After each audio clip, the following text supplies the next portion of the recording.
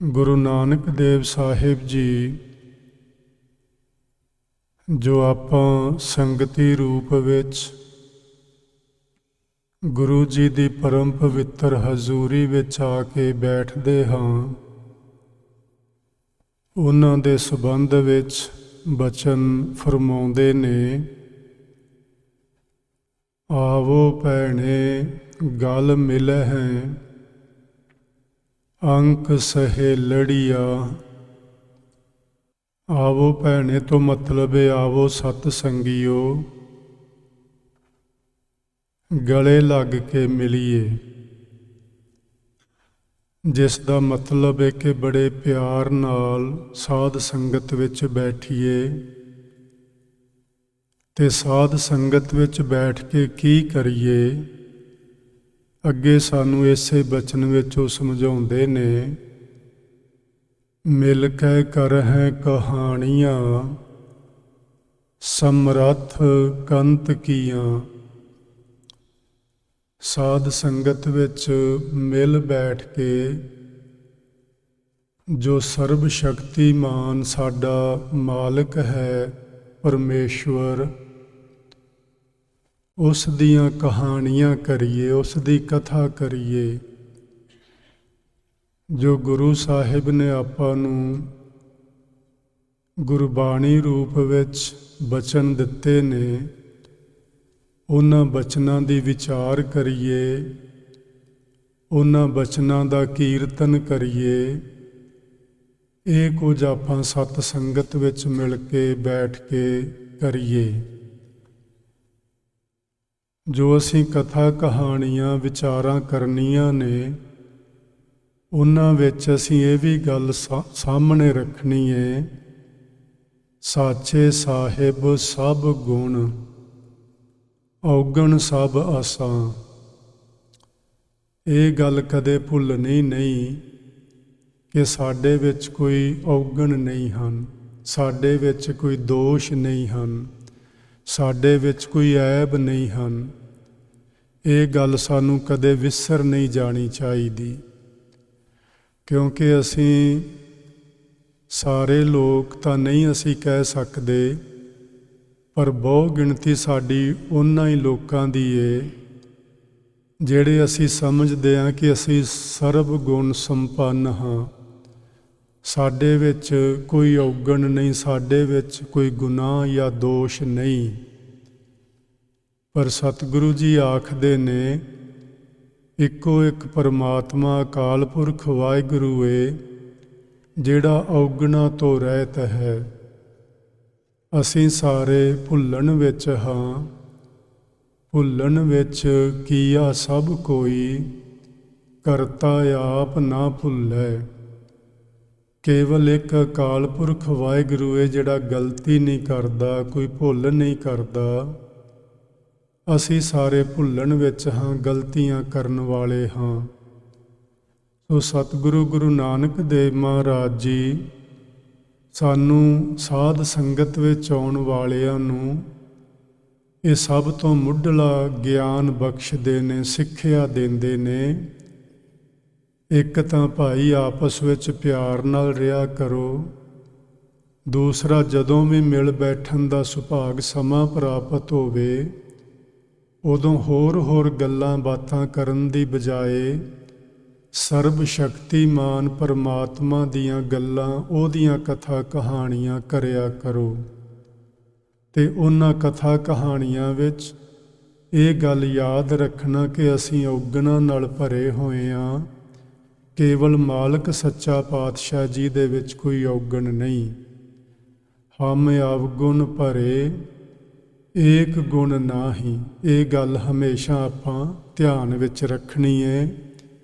ਜੇ ਇਹ ਗੱਲ ਸਾਡੇ ਚਿੱਤ ਵਿੱਚ ਰਹੇ ਤੇ ਫਿਰ ਇਉਂ ਲੱਗਦਾ ਹੈ ਕਿ ਅਸੀਂ ਕਈ ਦੋਸ਼ਾਂ ਤੋਂ, ਕਈ ਗੁਨਾਹਾਂ ਤੋਂ ਸਹਿਜ ਸੁਭਾਏ ਹੀ ਬਚ ਸਕਦੇ ਹਾਂ। ਅਸੀਂ ਹਉਮੈ ਵਰਗੇ ਵੱਡੇ ਵਿਕਾਰ ਤੋਂ ਵੀ ਸਹਿਜੇ ਹੀ ਬਚ ਸਕਦੇ ਹਾਂ, ਜੇ ਸਾਡੇ ਮਨ ਵਿੱਚ ਇਹ ਗੱਲ ਆਵੇ ਕਿ ਸਾਡੇ ਵਿੱਚ ਔਗਣ ਹਨ। ਗੁਰੂ ਨਾਨਕ ਦੇਵ ਮਹਾਰਾਜ ਪਿਛਲੀ ਕਥਾ ਵਿੱਚ ਆਪਾਂ ਵੇਖਿਆ ਸੀ ਕਿ ਜੰਮੂ ਗਏ ਹੋਏ ਨੇ। ਜੰਮੂ ਦਾ ਰਾਜਾ ਗੁਰੂ ਨਾਨਕ ਸਾਹਿਬ ਜੀ ਦਾ ਆਗਮਨ ਸੁਣ ਕੇ ਉਹਨਾਂ ਦੀ ਚਰਨ ਸ਼ਰਨ ਵਿੱਚ ਆਇਆ। ਕੁਝ ਸਮਾਂ ਗੱਲਬਾਤ ਵਿਚਾਰ ਵਟਾਂਦਰਾ ਸੁਣਨ ਤੋਂ ਬਾਅਦ ਉਸ ਨੇ ਆਪਣੇ ਵਾਸਤੇ ਗੁਰੂ ਜੀ ਪਾਸੋਂ ਸਿੱਖਿਆ ਦੀ ਮੰਗ ਕੀਤੀ ਕਿ ਗੁਰੂ ਜੀ ਮੈਨੂੰ ਕੀ ਉਪਦੇਸ਼ ਦਿੰਦੇ ਹੋ। ਗੁਰੂ ਜੀ ਨੇ ਰਾਜੇ ਵਾਸਤੇ ਜਿਹੜਾ ਉਪਦੇਸ਼ ਬਖਸ਼ਿਆ ਸੀ, ਰਾਜੇ ਚੁਲੀ ਨਿਆਮ ਕੀ। ਰਾਜਨ ਤੇਰੇ ਵਾਸਤੇ ਇਹੋ ਹੀ ਸਿੱਖਿਆ ਏ ਕਿ ਤੂੰ ਪਰਜਾ ਦੇ ਨਾਲ ਨਿਆਂ ਕਰਿਆ ਕਰ, ਅਨਿਆਂ ਨਾ ਹੋਵੇ। ਜਿੰਨੇ ਵੀ ਤੇਰੀ ਸਲਤਨਤ ਹੈ ਉਹ ਸੁਖੀ ਵਸੇ, ਉਹ ਖੁਸ਼ੀ ਰਹਿਣ, ਉਹਨਾਂ ਦੀਆਂ ਲੋੜਾਂ ਪੂਰੀਆਂ ਹੋਣ ਤੇ ਹਰ ਇੱਕ ਨੂੰ ਨਿਆਂ ਮਿਲੇ। ਇਹ ਬਚਨ ਸਤਿਗੁਰੂ ਜੀ ਰਾਜੇ ਨਾਲ ਕਰਕੇ ਤੇ ਫਿਰ ਜੰਮੂ ਤੋਂ ਸਿਆਲਕੋਟ ਪਹੁੰਚੇ ਸਨ। ਸਿਆਲਕੋਟ ਦੇ ਅੰਦਰ ਇੱਕ ਉਸ ਵਕਤ ਦਾ ਬੜਾ ਹੀ ਮੰਨਿਆ ਪਰਮੰਨਿਆ ਫਕੀਰ ਸਾਧੂ ਸਾਈਂ ਰਹਿੰਦਾ ਸੀ, ਜਿਸ ਦਾ ਨਾਮ ਸੀ ਹਮਜ਼ਾ ਗੌਸ। ਇਹ ਸਾਧੂ ਫਕੀਰ ਕੁਝ ਕਰਾਮਾਤੀ ਸ਼ਕਤੀਆਂ ਕੋਲ ਰੱਖਦਾ ਸੀ, ਭਾਵ ਇਹਦੇ ਕੋਲ ਸਨ। ਇਹਨੇ ਕੁਝ ਜੰਤਰਾਂ ਮੰਤਰਾਂ ਦੇ ਅਭਿਆਸ ਦੁਆਰਾ ਕੁਝ ਰਿੱਧੀਆਂ ਸਿੱਧੀਆਂ ਪ੍ਰਾਪਤ ਕੀਤੀਆਂ ਹੋਈਆਂ ਸਨ। ਵੈਸੇ ਜਦੋਂ ਆਪਾਂ ਰਿੱਧੀਆਂ ਸਿੱਧੀਆਂ ਦੀ ਗੱਲ ਕਰਦੇ ਹਾਂ ਤੇ ਸਾਡੇ ਪ੍ਰਚਾਰਕ ਖਾਸ ਕਰਕੇ ਸਿੱਖ ਸਮਾਜ ਦੇ ਅੰਦਰ ਇਹਨਾਂ ਨੂੰ ਨਕਾਰ ਦਿੰਦੇ ਨੇ ਕਿ ਕੋਈ ਰਿੱਧੀਆਂ ਸਿੱਧੀਆਂ ਨਹੀਂ ਹੁੰਦੀਆਂ। ਅਸਲ ਵਿੱਚ ਗੱਲ ਇਹ ਹੈ ਕਿ ਰਿੱਧੀਆਂ ਸਿੱਧੀਆਂ ਹੁੰਦੀਆਂ ਨੇ, ਪਰ ਗੁਰੂ ਸਾਹਿਬ ਨੇ ਸਾਨੂੰ ਉਹਨਾਂ ਰਿੱਧੀਆਂ ਸਿੱਧੀਆਂ ਦੀ ਵਰਤੋਂ ਤੋਂ ਗੁਰੇਜ਼ ਕਰਨਾ ਸਿਖਾਇਆ ਹੈ ਕਿ ਕੋਈ ਵੀ ਮਨੁੱਖ ਪਰਮੇਸ਼ਵਰ ਦਾ ਨਾਮ ਸਿਮਰਨ ਕਰੇ, ਉਸ ਦਾ ਅਭਿਆਸ ਕਰੇ, ਉਹਦੇ ਕੋਲ ਰਿੱਧੀਆਂ ਸਿੱਧੀਆਂ ਆਉਣੀਆਂ ਸੁਭਾਵਕ ਹੀ ਹੁੰਦੀਆਂ ਹਨ ਔਰ ਉਹ ਆ ਜਾਂਦੀਆਂ ਨੇ। ਉਸ ਦੀ ਵਰਤੋਂ ਜਾਇਜ਼ ਕਰਨੀ ਚਾਹੀਦੀ ਹੈ, ਨਾਜਾਇਜ਼ ਨਹੀਂ। ਜਿਵੇਂ ਅਸੀਂ ਮਿਹਨਤ ਮੁਸ਼ੱਕਤ ਕਰਦੇ ਹਾਂ, ਕੰਮ ਧੰਦਾ ਕਰਦੇ ਹਾਂ ਤੇ ਉਹਦੇ ਬਦਲੇ ਵਿੱਚ ਸਾਡੇ ਕੋਲ ਰੁਪਈਆ ਪੈਸਾ ਧਨ ਪਦਾਰਥ ਆ ਜਾਂਦਾ ਹੈ। ਜੇ ਸਾਡੇ ਕੋਲ ਧਨ ਆ ਜਾਏ, ਮਾਇਆ ਆ ਜਾਏ ਤੇ ਉਸ ਦੀ ਫਿਰ ਨਾਜਾਇਜ਼ ਵਰਤੋਂ ਨਹੀਂ ਕਰਨੀ ਚਾਹੀਦੀ। ਉਹਦੀ ਵਰਤੋਂ ਬੜੀ ਸੋਚ ਸਮਝ ਕੇ ਜਾਇਜ਼ ਢੰਗ ਨਾਲ ਕਰਨੀ ਚਾਹੀਦੀ ਹੈ। ਇਸੇ ਤਰ੍ਹਾਂ ਸਿਮਰਨ ਦਾ ਅਭਿਆਸ ਕਰਦਿਆਂ, ਭਜਨ ਬੰਦਗੀ ਕਰਦਿਆਂ ਰਿੱਧੀਆਂ ਸਿੱਧੀਆਂ ਆ ਜਾਂਦੀਆਂ ਨੇ ਔਰ ਇਹ ਹੁੰਦੀਆਂ ਨੇ। ਸਾਨੂੰ ਗੁਰਬਾਣੀ ਵਿੱਚ ਭੱਟ ਕਲ ਸਹਾਰ ਜੀ ਇਹ ਬਚਨ ਸਮਝਾਉਂਦੇ ਨੇ ਕਿ ਜਦੋਂ ਗੁਰੂ ਰਾਮਦਾਸ ਭਾਈ ਜੇਠਾ ਜੀ, ਜਿਨ੍ਹਾਂ ਨੇ ਲਗਭਗ 3 ਦਹਾਕੇ 2.5 ਦਹਾਕੇ ਸੇਵਾ ਕੀਤੀ ਗੁਰੂ ਅਮਰਦਾਸ ਮਹਾਰਾਜ ਜੀ ਦੇ ਦਰਬਾਰ ਵਿੱਚ, ਉਹ ਰਾਤ ਦਿਨ ਨਾਮ ਸਿਮਰਨ ਦਾ ਅਭਿਆਸ ਕਰਦੇ ਸਨ, ਸੇਵਾ ਕਰਦੇ ਸਨ ਤੇ ਉਹਨਾਂ ਵਿੱਚ ਰਿੱਧੀਆਂ ਸਿੱਧੀਆਂ ਆ ਗਈਆਂ ਸਨ। ਭੱਟ ਕਲ ਸਹਾਰ ਜੀ ਲਿਖਦੇ ਨੇ, ਨਵ ਨਿਧ ਨਾਮ ਨਿਧਾਨ ਰਿੱਧ ਸਿੱਧ ਤਾਕੀ ਦਾਸੀ। ਨਵ ਨਿਧੀਆਂ ਜਿਹੜੀਆਂ ਨੇ ਇਹ ਮਾਨੋ ਇੱਕ ਖਜ਼ਾਨਾ ਹੈ, 9 ਨਿਧੀਆਂ। ਲੇਕਿਨ ਭੱਟ ਸਾਹਿਬ ਕਹਿੰਦੇ ਨੇ ਕਿ ਸਿੱਖੀ ਦੇ ਅੰਦਰ ਜੋ ਨਾਮ ਹੈ ਪਰਮੇਸ਼ਵਰ ਦਾ, ਉਹ ਹੀ 9 ਨਿਧੀਆਂ ਰੂਪ ਖਜ਼ਾਨਾ ਹੈ। ਰਿੱਧ ਸਿੱਧ ਤਾਕੀ ਦਾਸੀ। ਗੁਰੂ ਰਾਮਦਾਸ ਮਹਾਰਾਜ ਜੀ ਨੇ ਉਸ ਨਾਮ ਨੂੰ ਆਪਣੇ ਹਿਰਦੇ ਵਿੱਚ ਵਸਾਇਆ ਤੇ ਗੁਰੂ ਰਾਮਦਾਸ ਮਹਾਰਾਜ ਜੀ ਦੀਆਂ ਇਹ ਦਾਸੀਆਂ ਬਣ ਗਈਆਂ ਜਿਹੜੀਆਂ ਰਿੱਧੀਆਂ ਸਿੱਧੀਆਂ ਸਨ। ਉਹਨਾਂ ਨੂੰ ਸਹਿਜ ਸਰੋਵਰ ਮਿਲਿਓ। ਸਹਿਜ ਸਰੋਵਰ ਤੋਂ ਭਾਵ ਹੈ ਪਰਮਾਤਮਾ ਜੋ ਸ਼ਾਂਤੀ ਦਾ ਸੋਮਾ ਹੈ, ਉਹ ਮਿਲ ਪਿਆ। ਸਹਿਜ ਸਰੋਵਰ ਮਿਲਿਓ ਪੁਰਖ ਭੇਟਿਓ ਅਬਿਨਾਸੀ। ਅਬਿਨਾਸੀ ਪੁਰਖ ਪਰਮ ਪਿਤਾ ਪਰਮਾਤਮਾ ਜੋ ਸਰਵ ਵਿਆਪਕ ਹੈ, ਜਿਸ ਦਾ ਕਦੇ ਨਾਸ ਨਹੀਂ ਹੁੰਦਾ, ਉਹ ਗੁਰੂ ਰਾਮਦਾਸ ਮਹਾਰਾਜ ਜੀ ਨੂੰ ਮਿਲ ਪਿਆ। ਹੁਣ ਗੱਲ ਇੱਥੇ ਸਿਰਫ ਇੰਨੀ ਕੁ ਸਮਝਣ ਵਾਲੀ ਏ ਕਿ ਰਿੱਧੀਆਂ ਸਿੱਧੀਆਂ ਗੁਰੂ ਸਾਹਿਬਾਨ ਦੇ ਚਰਨਾਂ ਵਿੱਚ ਤੁਰੀਆਂ ਫਿਰਦੀਆਂ ਸਨ, ਉਹਨਾਂ ਦੀਆਂ ਦਾਸੀਆਂ ਬਣ ਕੇ ਰਹਿੰਦੀਆਂ ਸਨ, ਭਾਵ ਹਰ ਵਕਤ ਸੇਵਾ ਕਰਨ ਨੂੰ ਉਹ ਲੋਚਦੀਆਂ ਸਨ। ਪਰ ਗੁਰੂ ਸਾਹਿਬ ਉਹ ਸਾਰੀਆਂ ਰਿੱਧੀਆਂ ਸਿੱਧੀਆਂ ਦੇ ਹੁੰਦੇ ਇੰਨੇ ਸ਼ਾਂਤ ਰਹਿੰਦੇ ਸਨ ਕਿ ਉਹਨਾਂ ਨੇ ਕਦੀ ਵੀ ਇਹਨਾਂ ਰਿੱਧੀਆਂ ਸਿੱਧੀਆਂ ਦੀ ਵਰਤੋਂ ਨਹੀਂ ਕੀਤੀ। ਸੋ ਗੁਰੂ ਸਾਹਿਬ ਨੇ ਸਾਨੂੰ ਉਹਨਾਂ ਰਿੱਧੀਆਂ ਸਿੱਧੀਆਂ ਦੀ ਵਰਤੋਂ ਕਰਨ ਦੀ ਸੁਚੱਜੀ ਸੇਧ ਬਖਸ਼ੀ ਏ। ਭਈ ਇਹਨਾਂ ਜੇ ਤੁਸੀਂ ਰਿੱਧੀਆਂ ਸਿੱਧੀਆਂ ਦਾ ਇਸਤੇਮਾਲ ਕਰੋਗੇ ਤੇ ਇਹਨਾਂ ਵਿੱਚ ਹੀ ਉਲਝ ਕੇ ਰਹਿ ਜਾਓਗੇ, ਫਿਰ ਤੁਸੀਂ ਪੁਰਖ ਅਬਿਨਾਸ਼ੀ ਨੂੰ ਨਹੀਂ ਪ੍ਰਾਪਤ ਕਰ ਪਾਓਗੇ, ਉਸ ਤੋਂ ਫਿਰ ਤੁਸੀਂ ਵਾਂਝੇ ਰਹਿ ਜਾਓਗੇ। ਇਹ ਜਿਹੜਾ ਹਮਜ਼ਾ ਗੌਸ ਨਾਂ ਦਾ ਫਕੀਰ ਏ, ਇਹਨੇ ਵੀ ਭਜਨ ਬੰਦਗੀ ਕਰਕੇ, ਸ਼ਬਦ ਦਾ ਅਭਿਆਸ ਕਰਕੇ ਰਿੱਧੀਆਂ ਸਿੱਧੀਆਂ ਤਾਂ ਹਾਸਲ ਕਰ ਲਈਆਂ ਨੇ, ਲੇਕਿਨ ਉਹਨਾਂ ਦੀ ਵਰਤੋਂ ਜਿਹੜੀ ਏ ਇਹ ਉਹਨੂੰ ਨਹੀਂ ਕਰਨੀ ਆਉਂਦੀ। ਕਿਉਂਕਿ ਜਿੰਨਾ ਚਿਰ ਕੋਈ ਮਨੁੱਖ ਨੂੰ ਕਾਮਲ ਗੁਰੂ ਨਾ ਮਿਲੇ, ਜਿਸ ਤਰ੍ਹਾਂ ਸਾਡੇ ਪਾਸ ਗੁਰੂਆਂ ਦੀ ਪਵਿੱਤਰ ਬਾਣੀ ਹੈ, ਜੇ ਅਸੀਂ ਇਸ ਬਾਣੀ ਨੂੰ ਠੀਕ ਢੰਗ ਨਾਲ ਪੜ੍ਹੀਏ, ਵਿਚਾਰ ਸਹਿਤ ਪੜ੍ਹੀਏ, ਤੇ ਸਾਨੂੰ ਸਾਡਾ ਗੁਰੂ ਗੁਰਬਾਣੀ ਦੇ ਵਿੱਚੋਂ ਸਾਨੂੰ ਸੇਧਾਂ ਬਖਸ਼ਦਾ ਹੈ।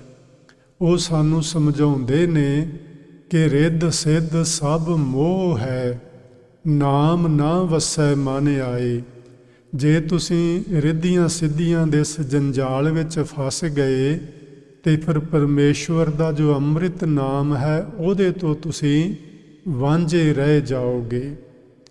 ਸੋ ਗੁਰੂ ਸਾਹਿਬ ਦੇ ਅਸੀਂ ਬਚਨਾਂ ਨੂੰ ਧਿਆਨ ਵਿੱਚ ਰੱਖਣਾ। ਤੁਸੀਂ ਜ਼ਰੂਰ ਨਾਮ ਸਿਮਰਨ ਕਰਿਆ ਕਰੋ, ਸ਼ਬਦ ਦਾ ਅਭਿਆਸ ਕਰਿਆ ਕਰੋ, ਪਰ ਜੇ ਇਸ ਤਰ੍ਹਾਂ ਦੀ ਕੋਈ ਘਟਨਾ ਵਾਪਰੇ ਤੇ ਫਿਰ ਗੁਰੂ ਜੀ ਪਾਸੋਂ ਸੇਧ ਲੈ ਕੇ ਆਪਾਂ ਇਸ ਤੋਂ ਅੱਗੇ ਨਿਕਲਣਾ ਹੈ, ਇੱਥੇ ਰੁਕਣਾ ਨਹੀਂ। ਹਮਜ਼ਾ ਗੌਸ ਦੇ ਕੋਲ ਜਦੋਂ ਰਿੱਧੀਆਂ ਸਿੱਧੀਆਂ ਆਈਆਂ ਤੇ ਉਸ ਸਿਆਲਕੋਟ ਦੇ ਰਹਿਣ ਵਾਲਾ ਇੱਕ ਦੰਪਤੀ ਯਾਨੀ ਪਤੀ ਤੇ ਪਤਨੀ ਇਹਨਾਂ ਦੇ ਕੋਲ ਆਏ, ਜਿਨ੍ਹਾਂ ਦੇ ਕੋਲ ਸੰਤਾਨ ਨਹੀਂ ਸੀ, ਔਲਾਦ ਨਹੀਂ ਸੀ। ਜਦੋਂ ਇਹਨਾਂ ਦੇ ਕੋਲ ਆਏ ਤੇ ਆ ਕੇ ਇਹਨਾਂ ਨੂੰ ਬੇਨਤੀ ਕੀਤੀ ਕਿ ਸਾਡੇ ਕੋਲ ਔਲਾਦ ਨਹੀਂ, ਤੁਸੀਂ ਕੋਈ ਰਹਿਮਤ ਕਰੋ, ਕੋਈ ਮਿਹਰਬਾਨੀ ਕਰੋ। ਹਮਜ਼ਾ ਗੌਸ ਨੇ ਉਹਨਾਂ ਨੂੰ ਵਚਨ ਦਿੱਤਾ ਕਿ ਤੁਹਾਡੇ ਘਰ ਇੱਕ ਨਹੀਂ 2 ਪੁੱਤਰ ਪੈਦਾ ਹੋਣਗੇ ਤੇ ਤੁਹਾਨੂੰ ਕਰਨਾ ਇਹ ਹੋਏਗਾ ਕਿ ਉਹਨਾਂ ਦੋਹਾਂ ਵਿੱਚੋਂ ਇੱਕ ਤੁਸੀਂ ਮੈਨੂੰ ਸੌਂਪ ਦਿਓਗੇ। ਇਸ ਬਿਨਾਂ ਤੇ ਜਾਂ ਇਸ ਸ਼ਰਤ ਤੇ ਹਮਜ਼ਾ ਗੌਸ ਨੇ ਉਹਨਾਂ ਨੂੰ ਵਚਨ ਦਿੱਤਾ।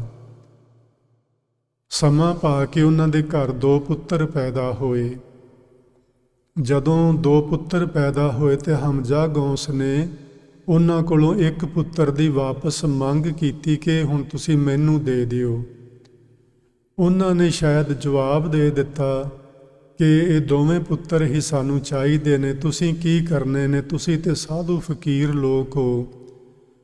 ਗੱਲ ਕੀ ਉਹਨਾਂ ਨੇ ਜਵਾਬ ਦੇ ਦਿੱਤਾ। ਹਮਜ਼ਾ ਗੌਸ ਨੂੰ ਬਹੁਤ ਕ੍ਰੋਧ ਆਇਆ, ਬਹੁਤ ਗੁੱਸਾ ਆਇਆ ਕਿ ਇਹ ਝੂਠੇ ਲੋਕ ਨੇ, ਜਿਨ੍ਹਾਂ ਨੇ ਮੇਰੇ ਨਾਲ ਬਚਨ ਕਰਕੇ ਉਸ ਬਚਨ ਉੱਤੇ ਪੂਰੇ ਨਹੀਂ ਉਤਰੇ। ਉਹਨੇ ਹੁਣ ਕੀ ਕੀਤਾ ਕਿ ਨਗਰ ਨਿਵਾਸੀਆਂ ਨੂੰ, ਪੂਰੇ ਸਿਆਲਕੋਟ ਨੂੰ ਆਖਣ ਲੱਗਾ ਕਿ ਮੈਂ ਸਿਆਲਕੋਟ ਹੀ ਗਰਕ ਕਰ ਦੇਣਾ ਹੈ। ਉਹਨੇ ਇੱਕ 40 ਦਿਨਾਂ ਦਾ ਚਲੀਹਾ ਰੱਖ ਲਿਆ, ਗੁਫਾ ਦੇ ਅੰਦਰ ਵੜ ਕੇ ਬੈਠ ਗਿਆ ਤੇ ਆਖਣ ਲੱਗਾ ਇਹ 40 ਦਿਨਾਂ ਬਾਅਦ ਜਦੋਂ ਮੈਂ ਇਸ ਗੁਫਾ 'ਚੋਂ ਬਾਹਰ ਨਿਕਲਾਂਗਾ ਤੇ ਮੈਂ ਸਿਆਲਕੋਟ ਪੂਰੇ ਨੂੰ ਗਰਕ ਕਰ ਦਿਆਂਗਾ, ਕਿਉਂਕਿ ਸਿਆਲਕੋਟ ਵਿੱਚ ਝੂਠੇ ਲੋਕ ਵੱਸਦੇ ਨੇ, ਇਹਨਾਂ ਦੇ ਪੱਲੇ ਸੱਚਾਈ ਨਹੀਂ ਹੈ। ਅਜੇ ਕੁਝ ਦਿਨ ਹੀ ਬੀਤੇ ਸਨ, ਗੁਰੂ ਨਾਨਕ ਸਾਹਿਬ ਦੇ ਕੋਲ ਇਹ ਸੋਹ ਪਹੁੰਚੀ ਤੇ ਜੰਮੂ ਤੋਂ ਬਹੁਤੀ ਦੂਰ ਨਹੀਂ ਸਿਆਲਕੋਟ, ਸਤਿਗੁਰੂ ਜੀ ਸਿਆਲਕੋਟ ਚਲੇ ਗਏ। ਇਤਿਹਾਸ ਵਿੱਚ ਲਿਖਿਆ ਹੈ ਕਿ ਉਹਦੀ ਗੁਫਾ ਦੇ ਬਾਹਰਲੇ ਪਾਸੇ ਇੱਕ ਬੇਰੀ ਦਾ ਰੁੱਖ ਸੀ, ਜਿੱਥੇ ਸਤਿਗੁਰੂ ਜੀ ਜਾ ਕੇ ਬੈਠੇ ਸਨ। ਸਤਿਗੁਰੂ ਜੀ ਨੇ ਭਾਈ ਮਰਦਾਨਾ ਜੀ ਨੂੰ ਆਖਿਆ, ਭਾਈ ਮਰਦਾਨਾ, ਆਪਾਂ ਸ਼ਬਦ ਗਾਵੀਏ, ਕੀਰਤਨ ਕਰੀਏ। ਉਸ ਬੇਰੀ ਥੱਲੇ ਬਹਿ ਕੇ ਗੁਰੂ ਸਾਹਿਬ ਨੇ ਕੀਰਤਨ ਆਰੰਭ ਕਰ ਦਿੱਤਾ। ਗੁਫਾ ਦੇ ਵਿੱਚ ਉਸ ਨੂੰ ਬੈਠੇ ਨੂੰ ਅਜੇ ਕੁਝ ਦਿਨ ਬੀਤੇ ਸਨ।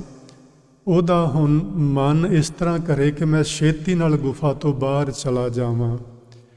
ਇਤਿਹਾਸ ਵਿੱਚ ਤੇ ਇਹ ਵੀ ਲਿਖਿਆ ਕਿ ਉਸ ਗੁਫਾ ਦੀ ਜਿਹੜੀ ਬਿਲਡਿੰਗ ਸੀ, ਛੋਟੀ ਮੋਟੀ ਜੋ ਵੀ ਸੀ, ਉਹਦੇ ਵਿੱਚ ਵੱਡੀਆਂ ਵੱਡੀਆਂ ਤਰੇੜਾਂ ਆ ਗਈਆਂ ਸਨ ਤੇ ਉਹ ਘਾਬਰ ਗਿਆ ਸੀ ਕਿ ਪਤਾ ਨਹੀਂ ਕੀ ਹੋਣ ਵਾਲਾ ਏ। ਉਹ ਛੇਤੀ ਨਾਲ ਗੁਫਾ ਵਿੱਚੋਂ ਬਾਹਰ ਆਇਆ।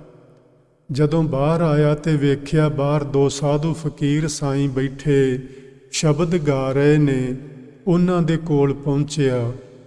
ਗੁਰੂ ਜੀ ਨੇ ਜਦੋਂ ਕੀਰਤਨ ਦੀ ਸਮਾਪਤੀ ਕੀਤੀ ਤੇ ਆਖਣ ਲੱਗੇ, ਹਮਜ਼ਾ ਗੌਸ, ਇਹ ਤੂੰ ਕੀ ਸੋਚਿਆ? ਤੂੰ ਕੀ ਕਰਨ ਵਾਸਤੇ ਤਿਆਰੀ ਕਰਨਾ ਪਿਆ? ਇਹਦਾ ਮਤਲਬ ਬੜਾ ਸਪਸ਼ਟ ਹੈ ਕਿ ਜੇ ਗੁਰੂ ਨਾਨਕ ਸਾਹਿਬ ਉਸ ਨੂੰ ਨਾ ਮਨਾ ਕਰਦੇ, ਉਸ ਨੂੰ ਨਾ ਰੋਕਦੇ, ਤੇ ਹੋ ਸਕਦਾ ਜਿਸ ਮਾੜੀ ਨੀਅਤ ਨੂੰ ਲੈ ਕੇ ਉਹ ਚਲੀਆ ਕਰਦਾ ਸੀ ਪਿਆ, ਉਹ ਮਾੜੀ ਨੀਅਤ ਉਹਦੀ ਪੂਰੀ ਹੋ ਜਾਂਦੀ। ਚਲੀਏ ਦਾ ਮਤਲਬ ਹੁੰਦਾ ਹੈ ਜੀ 40 ਦਿਨ ਕੋਈ ਅਭਿਆਸ ਕਰਨਾ ਸ਼ਬਦ ਦਾ ਜਾਂ ਜੋ ਵੀ ਰਿੱਧੀਆਂ ਸਿੱਧੀਆਂ ਵਾਸਤੇ। ਸਿੱਖੀ ਵਿੱਚ ਵੈਸੇ ਇਹੋ ਜਿਹਾ ਕੋਈ ਵਿਧਾਨ ਨਹੀਂ, ਲੇਕਿਨ ਆਪਣੇ ਮਨ ਨੂੰ ਭਲੇ ਪਾਸੇ ਲਾਉਣ ਵਾਸਤੇ ਪਹਿਲੀਆਂ ਅਵਸਥਾਵਾਂ ਵਿੱਚ ਜਦੋਂ ਅਸੀਂ ਸ਼ੁਰੂ ਵਿੱਚ ਤੁਰਦੇ ਹਾਂ ਇਸ ਮਾਰਗ ਤੇ, ਉਦੋਂ ਕੁਝ ਇਹੋ ਜਿਹਾ ਕਰ ਵੀ ਲਿਆ ਜਾਏ ਤੇ ਕੋਈ ਹਰਜ ਨਹੀਂ। ਹੱਥ ਵਿੱਚ ਮਾਲਾ ਲੈ ਲਈ ਜਾਏ, ਕੋਈ ਗੁਨਾਹ ਨਹੀਂ, ਪਰ ਮਾਲਾ ਦਾ ਵਿਖਾਵਾ ਨਹੀਂ ਕਰਨਾ। ਗੱਲ ਉਹ ਹੀ ਹੈ ਕਿ ਕਿਸੇ ਚੀਜ਼ ਦੀ ਵਰਤੋਂ ਅਸੀਂ ਕਿਵੇਂ ਕਰਦੇ ਹਾਂ, ਵਿਖਾਵਾ ਨਹੀਂ ਕਰਨਾ। ਜੇ ਤੁਸੀਂ ਕੁਝ ਦਿਨਾਂ ਦਾ ਅਭਿਆਸ ਬਣਾਓ, ਜਿਵੇਂ ਅਸੀਂ ਨਵੇਂ ਸਾਲ ਵਾਲੇ ਦਿਨ ਕੁਝ ਆਪਣੇ ਆਪੇ ਨਾਲ ਪ੍ਰਣ ਕਰਦੇ ਹਾਂ ਕਿ ਹੁਣ ਮੈਂ ਆਹ ਚੀਜ਼ਾਂ ਕਰਨੀਆਂ ਨੇ, ਆਹ ਨਹੀਂ ਕਰਨੀਆਂ। ਇਸੇ ਤਰ੍ਹਾਂ ਆਪਣੇ ਮਨ ਨੂੰ ਭਲੇ ਪਾਸੇ ਲਾਉਣ ਵਾਸਤੇ ਜੇ ਕਿਤੇ ਕੋਈ ਮਨੁੱਖ ਇਸ ਤਰ੍ਹਾਂ ਸੋਚ ਲਵੇ ਕਿ ਮੈਂ ਸਵਾ ਮਹੀਨਾ ਗੁਰਦੁਆਰੇ ਜਾਣਾ ਹੈ, ਜਾਂ ਮੈਂ ਸਵਾ ਮਹੀਨਾ ਕੋਈ ਪਾਠ ਕਰਨਾ ਹੈ, ਜਾਂ ਮੈਂ ਸਿਮਰਨ ਕਰਨਾ ਹੈ, ਤੇ ਇਹ ਕੋਈ ਗੁਨਾਹ ਵਾਲੀ ਗੱਲ ਨਹੀਂ। ਮੈਨੂੰ ਬੜਾ ਚੰਗਾ ਯਾਦ ਹੈ ਕਿ ਆਪਣੇ ਇੱਥੇ ਗੁਰੂ ਘਰ ਵਿੱਚ ਇੱਕ ਪਤੀ ਪਤਨੀ ਆਉਂਦੇ ਸਨ। ਉਹਨਾਂ ਨੇ ਚਲੀਆ ਸੁੱਖਿਆ ਸੀ ਕਿ ਅਸੀਂ ਗੁਰਦੁਆਰੇ 40 ਦਿਨ ਲਗਾਤਾਰ ਹਰ ਰੋਜ਼ ਮੱਥਾ ਟੇਕਣ ਲਈ ਆਉਣਾ ਹੈ। ਉਹ ਸ਼ਾਮ ਦੇ ਵਕਤ ਆਉਂਦੇ ਹੁੰਦੇ ਸਨ। ਮੈਂ ਉਸ ਵੇਲੇ ਰਹਿ ਰਾਸ ਸਾਹਿਬ ਦਾ ਪਾਠ ਕਰਦਾ ਹੁੰਦਾ ਸਾਂ। ਉਹਨਾਂ ਨੇ ਆਉਣਾ ਤੇ ਆ ਕੇ ਬਸ ਇਸ ਤਰ੍ਹਾਂ ਮੱਥਾ ਟੇਕਣਾ, ਮੱਥਾ ਟੇਕ ਕੇ ਉन्हीं ਪੈਰੀਂ ਵਾਪਸ ਚਲੇ ਜਾਣਾ। ਕਦੀ ਇਹ ਵੀ ਨਹੀਂ ਸੀ ਹਿੰਮਤ ਪਈ ਵੀ ਚਲੋ ਪਾਠ ਹੁੰਦਾ ਹੈ ਤੇ ਪਾਠ ਬਹਿ ਕੇ ਸੁਣ ਲਈਏ। ਮੈਂ ਉਹਨਾਂ ਨੂੰ 5-7 ਦਿਨ ਇਸ ਤਰ੍ਹਾਂ ਲਗਾਤਾਰ ਮੱਥਾ ਟੇਕ ਕੇ ਜਾਂਦਿਆਂ ਵੇਖਦਾ ਰਿਹਾ। ਇੱਕ ਦਿਨ ਮੈਂ ਭਾਈ ਕੇਰ ਸਿੰਘ ਨੂੰ ਆਖਿਆ ਵੀ ਆ ਜਿਹੜੇ 2 ਬੱਚੇ ਆਉਂਦੇ ਨੇ, ਤੁਸੀਂ ਇਹਨਾਂ ਨੂੰ ਰੋਕਣਾ। ਜਿੰਨਾ ਚਿਰ ਮੈਂ ਪਾਠ ਨਾ ਕਰ ਲਵਾਂ ਉਹਨਾਂ ਨੂੰ ਆਖਣਾ ਕਿ ਮੈਨੂੰ ਮਿਲ ਕੇ ਜਾਣ। ਉਹ ਰੁਕ ਗਏ ਤੇ ਮੈਂ ਉਹਨਾਂ ਨੂੰ ਪੁੱਛਿਆ ਵੀ ਤੁਸੀਂ ਹਰ ਰੋਜ਼ ਆਉਂਦੇ ਜੇ, ਆਹ ਤੁਹਾਡਾ ਟਾਈਮ ਵੀ ਬੜਾ ਫਿਕਸ ਹੈ, ਤੇ ਤੁਸੀਂ ਪਾਠ ਬਹਿ ਕੇ ਸੁਣਦੇ ਵੀ ਨਹੀਂ, ਅਰਦਾਸ ਤੱਕ ਨਹੀਂ ਉਡੀਕਦੇ, ਉਸੇ ਵੇਲੇ ਮੱਥਾ ਟੇਕ ਕੇ ਚਲੇ ਜਾਂਦੇ ਹੋ। ਇਹਦਾ ਕੀ ਮਕਸਦ ਹੈ ਤੁਹਾਡਾ ਗੁਰਦੁਆਰੇ ਆਉਣ ਦਾ? ਉਹਨਾਂ ਨੇ ਮੈਨੂੰ ਬੜਾ ਸਾਫ਼-ਸਾਫ਼ ਦੱਸਿਆ ਕਿ ਅਸੀਂ ਚਲੀਆ ਸੁੱਖਿਆ ਹੋਇਆ ਹੈ, 40 ਦਿਨ ਅਸੀਂ ਮੱਥਾ ਟੇਕਣ ਲਈ ਗੁਰਦੁਆਰੇ ਆਉਣਾ ਹੈ। ਤੇ ਚਲੋ ਉਹਨਾਂ ਦੀ ਮੇਰੇ ਨਾਲ ਸੰਗਤ ਹੋ ਗਈ।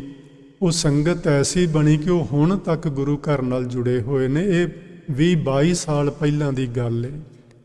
ਸੋ ਜੇ ਤੇ ਕੁਝ ਇਸ ਢੰਗ ਨਾਲ ਅਸੀਂ ਕਰੀਏ, ਗੁਰਦੁਆਰੇ ਆਈਏ, ਉੱਥੇ ਬਹਿ ਕੇ ਕੁਝ ਸੁਣੀਏ, ਕਿਸੇ ਸਿਆਣੇ ਬੰਦੇ ਕੋਲ ਬੈਠੀਏ, ਕੋਈ ਗੁਰਮਤਿ ਦੀ ਗੱਲ ਸੁਣੀਏ, ਕੋਈ ਗੁਰੂ ਸ਼ਬਦ ਦੀ ਵਿਚਾਰ ਕਰੀਏ, ਫਿਰ ਇਹਨਾਂ ਚੀਜ਼ਾਂ ਦਾ ਵੀ ਅਸੀਂ ਲਾਭ ਉਠਾ ਸਕਦੇ ਹਾਂ। ਪਰ ਜੇ ਇਹ ਲੋਕ ਵਿਖਾਵੇ ਲਈ ਕਰਨਾ ਹੈ, ਇੱਕ ਕਰਮ ਕਾਂਡ ਬਣਾ ਕੇ ਕਰਨਾ ਹੈ, ਤੇ ਫਿਰ ਇਹਦੇ ਨਾਲੋਂ ਚੰਗਾ ਨਾ ਹੀ ਕੀਤਾ ਜਾਏ। ਸੋ ਮੈਂ ਇਹ ਦੱਸਣਾ ਚਾਹੁੰਦਾ ਕਿ ਇਸ ਹਮਜ਼ਾ ਗੌਸ ਨੇ ਉਹ 40 ਦਿਨਾਂ ਦਾ ਚਲੀਆ ਰੱਖਿਆ ਹੋਇਆ ਸੀ, ਔਰ ਗੁਰੂ ਨਾਨਕ ਸਾਹਿਬ ਉਸ ਨੂੰ ਮਨਾ ਕਰਦੇ ਨੇ ਵੀ ਇਹ ਕੰਮ ਚੰਗਾ ਨਹੀਂ। ਇਹਦਾ ਮਤਲਬ ਹੈ ਕਿ ਉਸ ਹਮਜ਼ਾ ਗੌਸ ਦੇ ਪੱਲੇ ਕੋਈ ਰਿੱਧੀਆਂ ਸਿੱਧੀਆਂ ਸਨ, ਜਿਸ ਤੋਂ ਗੁਰੂ ਨਾਨਕ ਸਾਹਿਬ ਨੂੰ ਵੀ ਲੱਗਿਆ ਕਿ ਜੇ ਇਹਦਾ ਚਲੀਆ ਪੂਰਾ ਹੋ ਗਿਆ ਤੇ ਇਹ ਜ਼ਰੂਰ ਸਿਆਲਕੋਟ ਦਾ ਕੋਈ ਵੱਡਾ ਨੁਕਸਾਨ ਕਰ ਸਕਦਾ ਹੈ। ਉਸ ਨੂੰ ਗੁਰੂ ਜੀ ਨੇ ਸਮਝਾਇਆ ਕਿ ਸਾਧੂ ਫਕੀਰਾਂ ਨੂੰ ਇਹ ਚੀਜ਼ਾਂ ਸ਼ੋਭਦੀਆਂ ਨਹੀਂ ਹਨ। ਸਾਧੂ ਫਕੀਰਾਂ ਨੂੰ ਰੱਬੀ ਰਜ਼ਾ ਵਿੱਚ ਰਾਜੀ ਰਹਿਣਾ ਚਾਹੀਦਾ ਹੈ। ਸਾਧੂ ਫਕੀਰਾਂ ਨੂੰ ਕੇਵਲ ਪਰਮਾਤਮਾ ਦੀ ਭਗਤੀ ਕਰਨੀ ਚਾਹੀਦੀ ਏ। ਅਸੀਂ ਇਹ ਕਿਵੇਂ ਜੱਜ ਕਰ ਸਕਦੇ ਹਾਂ, ਕਿਵੇਂ ਅੰਦਾਜ਼ਾ ਲਗਾ ਸਕਦੇ ਹਾਂ ਕਿ ਇੱਕ ਬੰਦੇ ਨੇ ਝੂਠ ਬੋਲਿਆ ਤੇ ਸਾਰਾ ਸਿਆਲਕੋਟ ਹੀ ਝੂਠਿਆਂ ਦਾ ਹੈ। ਇੱਕ ਬੰਦੇ ਨੇ ਗਲਤੀ ਕੀਤੀ ਹੈ ਤੇ ਉਹਦੀ ਸਜ਼ਾ ਸਾਰਾ ਸਿਆਲਕੋਟ ਹੀ ਭੁਗਤੇ, ਇਹ ਗੱਲ ਚੰਗੀ ਨਹੀਂ।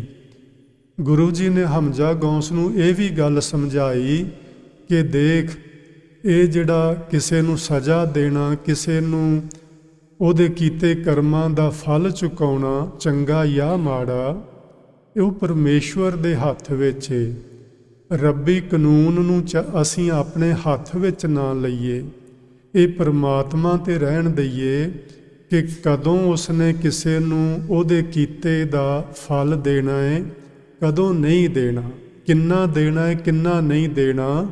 ਸਾਨੂੰ ਕੋਈ ਹੱਕ ਨਹੀਂ ਕਿ ਅਸੀਂ ਪਰਮਾਤਮਾ ਦੇ ਕਾਨੂੰਨਾਂ ਨੂੰ ਆਪਣੇ ਹੱਥ ਵਿੱਚ ਲੈ ਲਈਏ। ਇਹੋ ਜਿਹੇ ਬਚਨ ਜਦੋਂ ਸਤਿਗੁਰੂ ਜੀ ਨੇ ਹਮਜ਼ਾ ਗੌਸ ਨੂੰ ਸਮਝਾਏ, ਉਹਨੂੰ ਸ਼ਾਂਤੀ ਤਾਂ ਮਿਲੀ, ਚੁੱਪ ਕਰ ਗਿਆ। ਲੇਕਿਨ ਉਹਨੇ ਇੱਕ ਗੱਲ ਆਖੀ, ਆਖਣ ਲੱਗਾ, ਗੁਰੂ ਜੀ ਤੁਹਾਡੇ ਬਚਨ ਠੀਕ ਨੇ। ਫਕੀਰਾਂ ਸਾਈਆਂ ਨੂੰ ਚਾਹੀਦਾ ਉਹ ਰੱਬ ਦੀ ਭਜਨ ਬੰਦਗੀ ਕਰਦੇ ਰਹਿਣ, ਉਹ ਰੱਬ ਦੇ ਹੁਕਮ ਵਿੱਚ ਦਖਲ ਅੰਦਾਜ਼ੀ ਨਾ ਕਰਨ। ਪਰ ਸੱਚੀ ਮੁੱਚੀ ਇਹ ਸਾਰਾ ਸ਼ਹਿਰ ਹੀ ਝੂਠਿਆਂ ਦਾ ਹੈ। ਜਦੋਂ ਉਹਨੇ ਦੁਬਾਰਾ ਇਹ ਗੱਲ ਆਖੀ ਤਾਂ ਗੁਰੂ ਜੀ ਨੇ ਆਖਿਆ, ਲੈ ਤੇਰਾ ਹੁਣੇ ਅਸੀਂ ਜਿਹੜਾ ਸ਼ੱਕ ਹੈ ਦੂਰ ਕਰ ਦਿੰਦੇ ਹਾਂ ਕਿ ਸਾਰਾ ਸ਼ਹਿਰ ਝੂਠਿਆਂ ਦਾ ਨਹੀਂ। ਗੁਰੂ ਸਾਹਿਬ ਨੇ ਭਾਈ ਮਰਦਾਨਾ ਜੀ ਨੂੰ 2 ਪੈਸੇ ਦਿੱਤੇ ਸਨ। ਆਖਣ ਲੱਗੇ, ਲੈ ਭਾਈ ਮਰਦਾਨਾ, ਸਿਆਲਕੋਟ ਇਸ ਨਗਰ ਦੇ ਅੰਦਰ ਚਲਾ ਜਾ ਤੇ 1 ਪੈਸੇ ਦਾ ਸੱਚ ਖਰੀਦ ਕੇ ਲਿਆ ਤੇ 1 ਪੈਸੇ ਦਾ ਝੂਠ ਖਰੀਦ ਕੇ ਲਿਆ।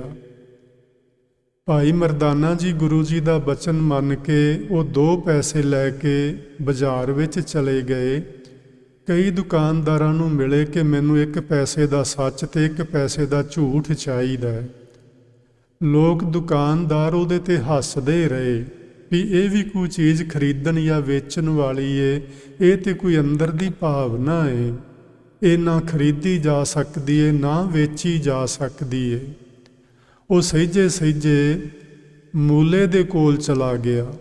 ਮੂਲਾ ਖੱਤਰੀ ਉੱਥੇ ਦੁਕਾਨ ਕਰਦਾ ਸੀ ਸਿਆਲਕੋਟ ਸ਼ਹਿਰ ਦੇ ਅੰਦਰ।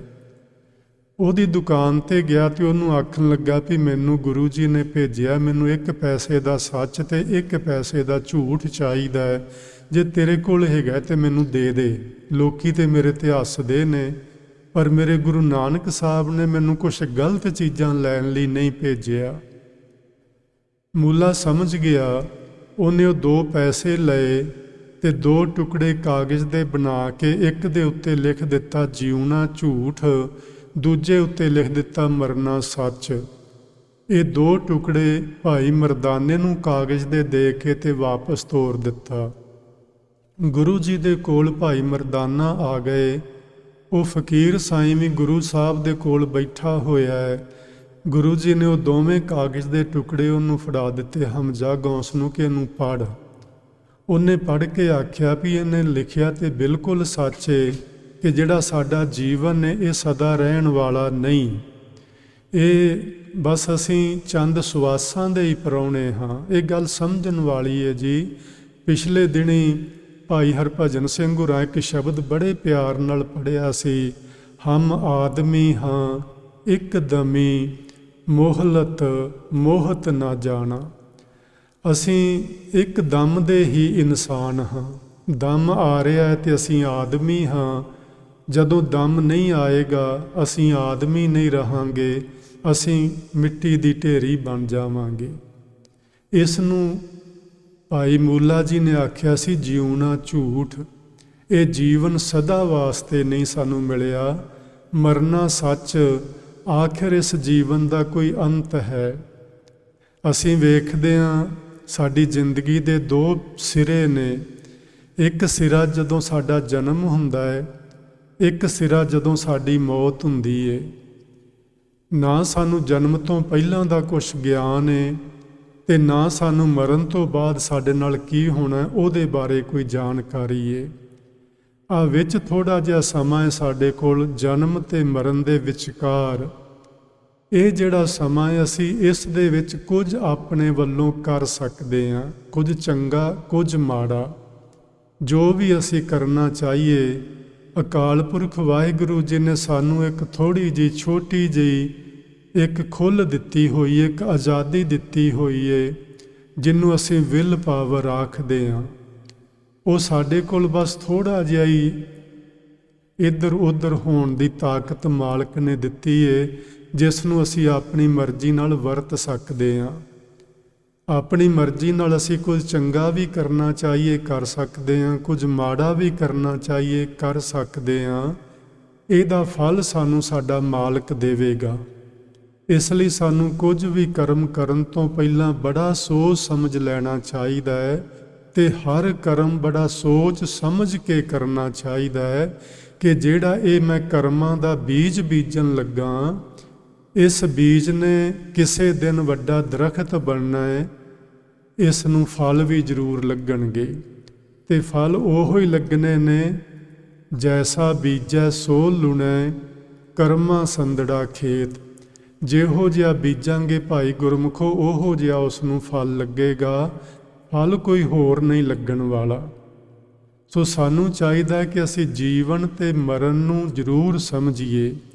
ਜੇ ਅਸੀਂ ਜਿਉਣਾ ਜੰਮਣਾ ਤੇ ਮਰਨਾ ਸਮਝ ਲਵਾਂਗੇ ਤੇ ਜਿਹੜੀ ਵਿੱਚ ਜ਼ਿੰਦਗੀ ਹੈ ਸਾਡੀ, ਉਹ ਕੁਝ ਨਾ ਕੁਝ ਸਾਡੀ ਸਮਝ ਵਿੱਚ ਜ਼ਰੂਰ ਆ ਜਾਏਗਾ। ਸਾਰਾ ਤੇ ਨਹੀਂ ਆਉਣ ਵਾਲਾ, ਪਰ ਕੁਝ ਨਾ ਕੁਝ ਸਾਡੇ ਪੱਲੇ ਜ਼ਰੂਰ ਪਏਗਾ ਕਿ ਜਨਮ ਤੋਂ ਪਹਿਲਾਂ ਮੈਂ ਕਿੱਥੇ ਸਾਂ, ਮੈਂ ਕੌਣ ਸਾਂ, ਮਰਨ ਤੋਂ ਬਾਅਦ ਮੈਂ ਕੌਣ ਹੋਵਾਂਗਾ ਤੇ ਕਿੱਥੇ ਹੋਵਾਂਗਾ। ਇਹਨਾਂ ਦੋਹਾਂ ਚੀਜ਼ਾਂ ਦਾ ਮੈਨੂੰ ਨਹੀਂ ਪਤਾ। ਮੇਰਾ ਥੋੜ੍ਹਾ ਜਿਹਾ ਸਮਾਂ ਜਿਹੜਾ ਮਾਲਕ ਨੇ ਮੈਨੂੰ ਦਿੱਤਾ ਹੈ, ਮੈਂ ਇਹਦੇ ਵਿੱਚ ਕਿਉਂ ਕੁਝ ਬੁਰਾ ਕਰਾਂ, ਮੈਂ ਕਿਉਂ ਨਾ ਚੰਗਾ ਕਰਾਂ। ਜਦੋਂ ਮੂਲੇ ਦੇ ਲਿਖੇ ਹੋਏ ਇਹ ਦੋ ਬਚਨ ਹਮਜ਼ਾ ਗੌਸ ਨੇ ਪੜ੍ਹੇ, ਜਿਉਣਾ ਝੂਠ ਤੇ ਮਰਨਾ ਸੱਚ, ਉਹ ਸੱਚਮੁੱਚ ਹੀ ਗੁਰੂ ਦੇ ਚਰਨੀ ਆ ਲੱਗਾ। ਆਖਣ ਲੱਗਾ, ਸਤਿਗੁਰੂ ਜੀ ਤੁਸੀਂ ਭਲਾ ਕੀਤਾ ਕਿ ਮੈਨੂੰ ਇੱਕ ਸਿੱਧਾ ਤੇ ਸਾਫ਼ ਰਸਤਾ ਤੁਸੀਂ ਵਿਖਾ ਦਿੱਤਾ ਹੈ। ਮੈਂ ਹੁਣ ਕਦੇ ਵੀ ਆਪਣੇ ਜੀਵਨ ਵਿੱਚ ਕੁਝ ਗਲਤ ਨਹੀਂ ਕਰਾਂਗਾ।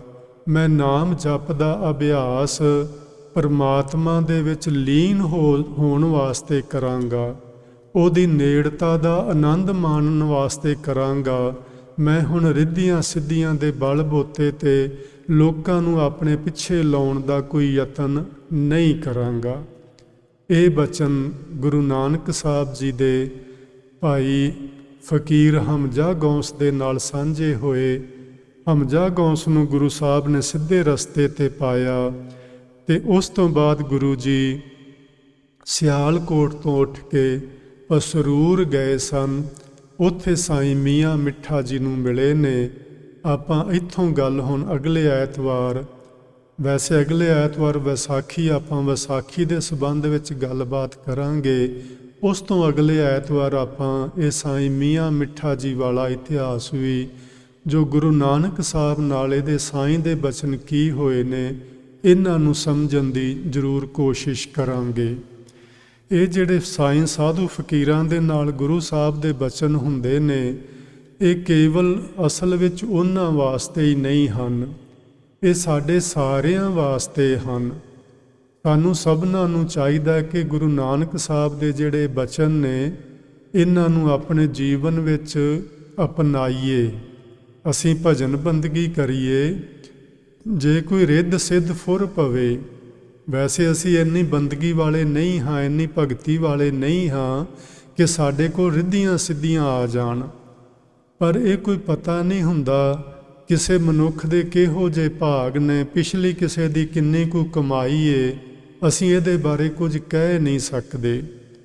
ਕਿਸੇ ਵਿਅਕਤੀ ਨੂੰ ਅਜੇ ਕੁਝ ਦਿਨ ਹੀ ਬੀਤੇ ਹੁੰਦੇ ਨੇ ਤੇ ਉਹਨੂੰ ਰੱਬੀ ਰੰਗ ਲੱਗ ਜਾਂਦਾ ਹੈ, ਕਈ ਲੋਕ ਸਾਰੀ ਸਾਰੀ ਜ਼ਿੰਦਗੀ ਲੱਗੇ ਰਹਿੰਦੇ ਨੇ ਤੇ ਅੰਦਰੋਂ ਖੁਸ਼ਕ ਤੇ ਸੁੱਕੇ ਰਹਿ ਜਾਂਦੇ ਨੇ।